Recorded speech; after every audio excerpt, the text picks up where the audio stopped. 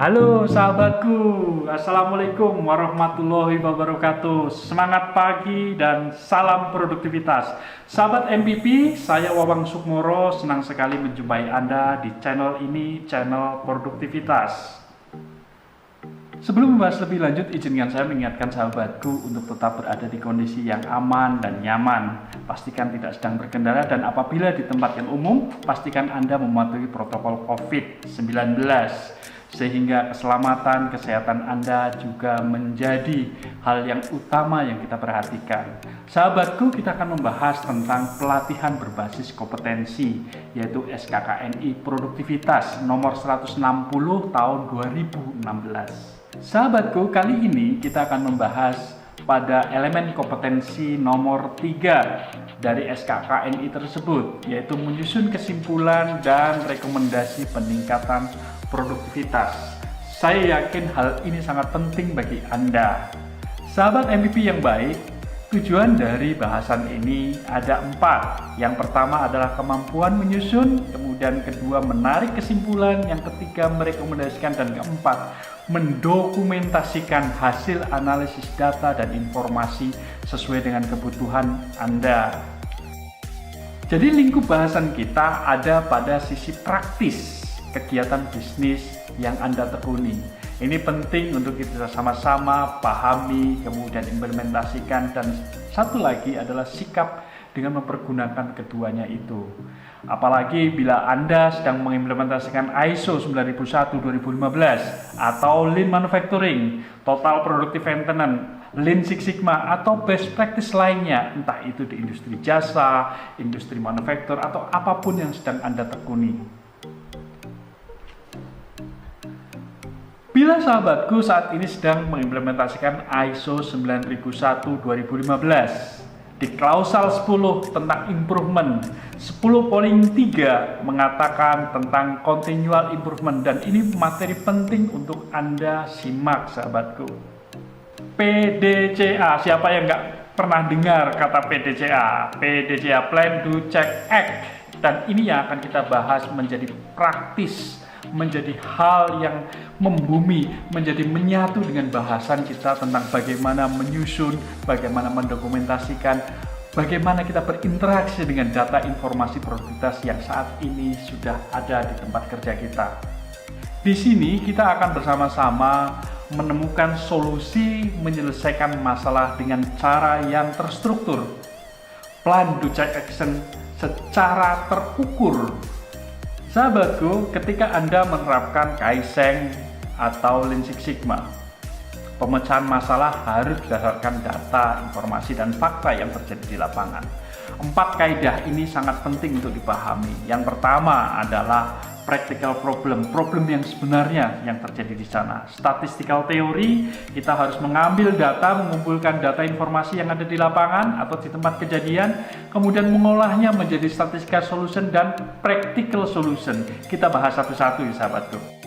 Ini penting sahabatku, ketika kita mau menyelesaikan masalah, kita harus memiliki cara-cara praktis sehingga mampu untuk diimplementasikan. Contohnya ketika kita berada di sebuah kafe, ketika kita memesan kopi, barangkali kita merasa, aduh lama sekali ya pesannya ya, nggak seperti biasanya, nggak seperti di kompetitor. Itu fakta, artinya ada ketidakpuasan, ada masalah. Nah, di sisi inilah yang disebut namanya practical problem atau masalah yang sesungguhnya terjadi. Ketika Anda berada di tempat kerja, pasti Anda akan menemukan tantangan dan masalah. Hanya tinggal sudut pandangnya mana. Ketika kita bertemu dengan masalah, maka tugas kita adalah menyelesaikannya. Ups, bentar. Sebelum kita menyelesaikan masalah, kita perlu tahu dulu masalahnya itu apa. Perlu dianalisa. Inilah di titik di mana kita tahu problemnya itu apa.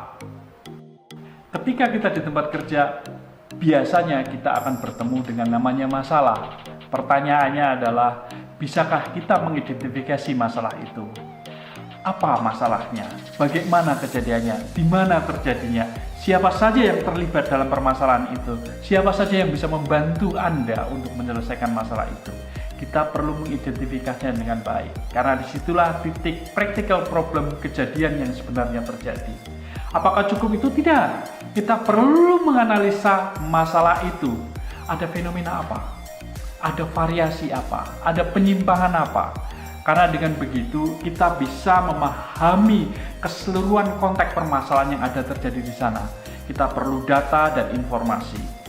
Kita bisa menggalinya dari persoalan, dari permasalahan yang ada di sana. Kita bisa bertanya, kita bisa berwawancara, kita bisa mengumpulkan data-data yang ada di sana. Dan kita bisa berdiskusi untuk menemukan akar masalah. Apakah itu masalahnya manusia, mesin, material, atau metode yang ada di sana. Kita olah informasi itu. Kita olah informasi itu dari data yang ada. Karena data saja tidak bisa bicara. Kita perlu mengolahnya, data tersebut menjadi sebuah informasi. Nah, sahabatku, kita masuk ke tataran yang namanya adalah statistical theory.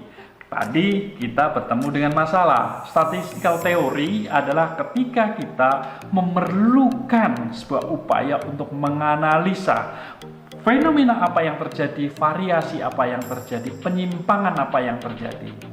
Ya, jadi kita perlu menganalisanya, apakah itu faktor manusia, faktor mesin, faktor material, atau faktor metode.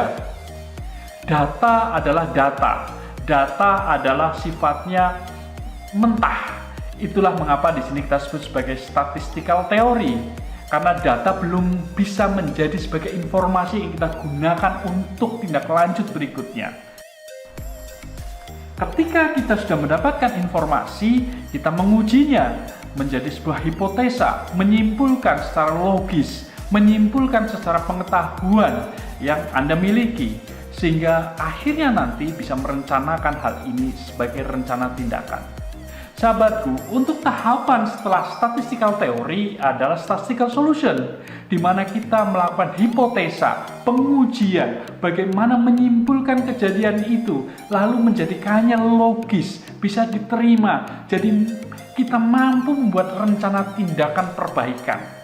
Dan rencana tindakan perbaikan ini akan diuji secara logis, secara keilmuan, maupun secara praktik di tempat kerja, sehingga menjadi cara baru untuk memperbaiki kinerja yang ada. Makanya ini disebutnya sebagai statistical solution. Karena apa? Masih bersifat data, masih bersifat ujian, masih bersifat uji coba, masih belum dipraktekkan secara massal, masih merupakan uji coba skala kecil. Kita perlu menindaklanjutinya, sehingga nantinya solusi ini bisa menjadi solusi yang jangka panjang, sahabatku. Nah, setelah tadi statistical solution, kita akan masuk ke tahapan berikutnya yang namanya practical solution. Setelah tadi diuji dengan model-model tertentu, ya, dengan model statistical hipotesis, kemudian dengan menguji pilot project dengan skala kecil, menjadi sebuah cara yang kita yakini bisa memberikan solusi bagi permasalahan kita. Sahabatku, ketika kita sudah melakukan tahapan statistical solution, kita sudah menemukan cara baru, sudah kita uji secara pilot project. Berikutnya adalah kita perlu menerapkan sebagai practical solution. Kita eksekusi setelah kita mau verifikasinya tentu. Dan ini akan menjadikan standar yang dikendalikan. Caranya kita mendokumentasikannya. Bisa berupa SOP, Standard Operating Procedure, WI atau Work Instruction, atau OPL, One Point Lesson. Jadi diharapkan pada penerapan contohnya ISO 9001 tahun 2015 nanti, keluhan pelanggan yang tadinya 10 menit atau 5 menit tadi bisa terselesaikan, mereka menjadi puas. Barangkali bukan 5 target Anda seperti yang lama. Ketemu target baru 6 menit atau 7 menit, tetapi lebih rasional dan lebih bisa dijalankan. Dan inilah fungsi yang disebut namanya practical solution, solusi praktis yang benar-benar bisa dieksekusi di lapangan, dilakukan secara konsisten oleh rekan-rekan kita, sahabat kita di shop floor atau di tempat kerja atau di meja kerja. Sahabat MPP, terima kasih masih berada di channel produktivitas, dan kita telah membahas 4 langkah pemecahan masalah berdasarkan data dan informasi Yang pertama tadi disebut namanya adalah practical problem, problem yang sungguhnya ada di tempat kerja. Yang kedua adalah statistical theory, kita mencari data, kita mengumpulkan data dan informasi dan kemudian mengolahnya menjadi statistical solution. Setelah kita dokumentasikan berdasarkan standar-standar kerja, pengujian-pengujian yang ada, jadilah menjadi bentuk yang namanya practical solution. Sahabatku, semoga bermanfaat bahasan ini dan tetap semangat. Salam produktivitas. Saya Wawang Sukmoro. Wassalamualaikum warahmatullahi wabarakatuh.